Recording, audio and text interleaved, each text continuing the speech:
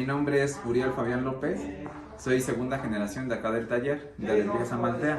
Nosotros, el taller lleva más de 35 años de que lo fundó mi papá. Entonces, bueno, le platico un poco de mi historia. Haz de cuenta, yo cuando era muy pequeño, mi papá me llevaba a un terreno que tenemos. Ese terreno le llamamos el Bajío. Entonces ahí lo bonito es de que en medio pasa un arroyo. Entonces en ese arroyo a mí me llevaban a jugar arena y había piedritas de río y yo las jugaba y encontraba como formas. Entonces cuando yo llegaba aquí al taller con mis papás, tenía como 5 años, 6 años, y para que no los molestara cuando ellos pintaban, me daban poquitos de pintura en tapitas, en corcholatas, de las de refresco.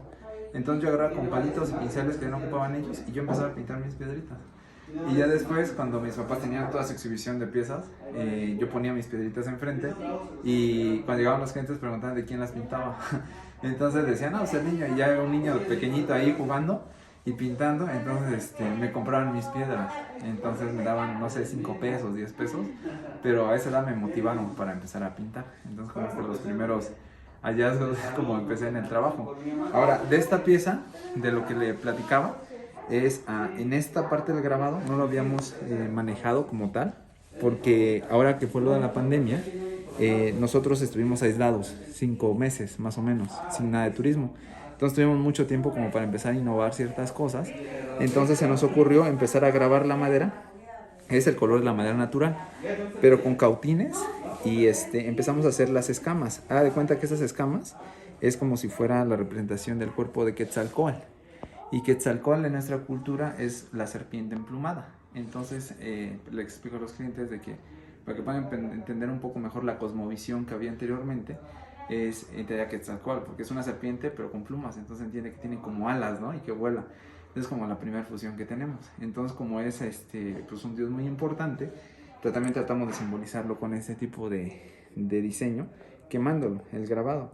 Igual la parte de las flores es como la representación de la flor de cempasúchil. Ahorita que pasó lo de muertos, en el campo hay una flor silvestre. Esa flor silvestre de cempasúchil es como la tradicional y tiene esta forma. Está el centro, sus pistilos y sus pétalos, pero son chiquitos. Y ya toda la parte de acá también se ponen colibríes que simbolizan la parte de la felicidad. En esta también tiene la técnica de hoja de oro, es de 22 quilates. Entonces esa técnica de hoja de oro es la que utilizó para dorar el retablo de Santo Domingo de Guzmán, aquí en Oaxaca. Es dorado al agua. Para explicar más o menos cómo es el proceso del dorado, haz de cuenta que nosotros compramos materiales de Casa Serra, se llama la empresa que los fabrica. Entonces, hay un material que se llama cola de conejo.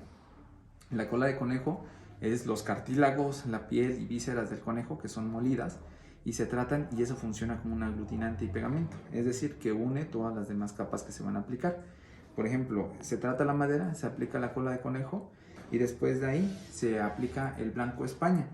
El blanco España es como si fuera un yeso, y ese yeso es algo muy finito, como una lechita más o menos, para que se dé idea, y se le aplican todas las pasadas, primero en una dirección vertical y otra en horizontal, hasta que quede listo. Entonces después de ahí se le da esas 20 capas, se lija con lija del mil y se bruñe con unas piedras que son piedra de ágata, se llama. Entonces como un colmillito así chiquito, como si fuera de un león, y empezamos a bruñir para darle brillo y quitar todas las asperezas.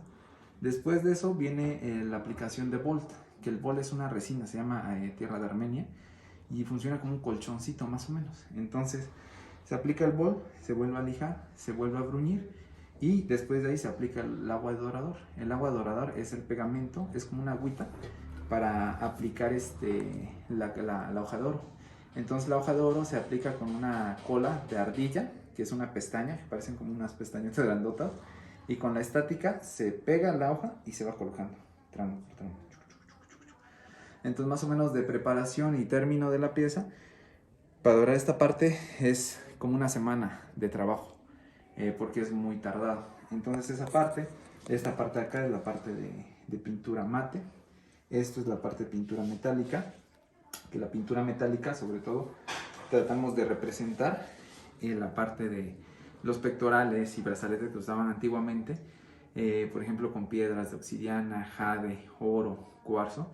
Por eso damos este tipo de efectos. Entonces igual tiene mucho simbolismo en la parte de la iconografía. Por ejemplo, esta primer greca es la greca de la hormiga. Esta greca simboliza el trabajo.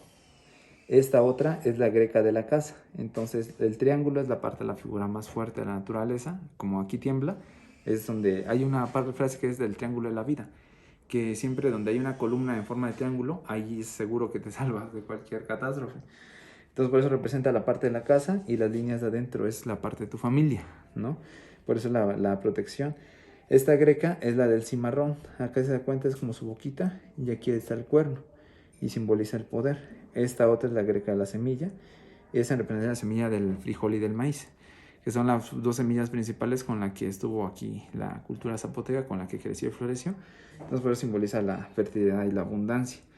Ahora, en forma general, toda esta pieza es una talla de un solo tronco.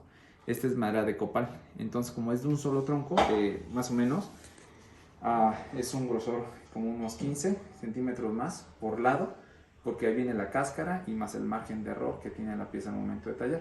Entonces, para tallar se usan machetes, cuchillos y formones. Por ejemplo, para vaciar esto, con formones para sacar los bocados de madera.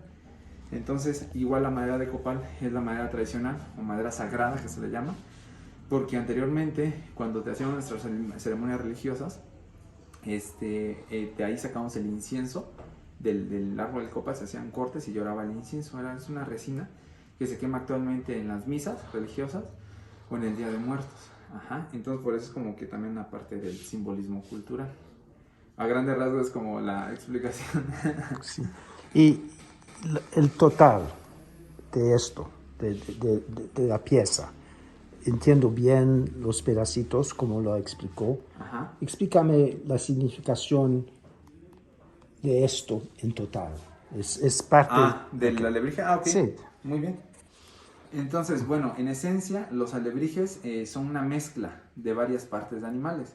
Entonces, como para nosotros, nosotros hacemos el taller de Usamaltea, es muy simbólica la parte de la cabra. Entonces también es como representar esa parte de nuestra esencia como taller, con la parte de es como una cola de pavo real. Entonces, como que es la primera fusión y el concepto de los alebrijes, es como Quetzalcóatl, que es una serpiente como con alas. Entonces, esa fusión de animales. Por eso es como en esencia es un alebrije tradicional que, por ejemplo, debería estar en cualquier colección, porque conserva el concepto, la esencia de la transformación y fusión de animales. Ajá.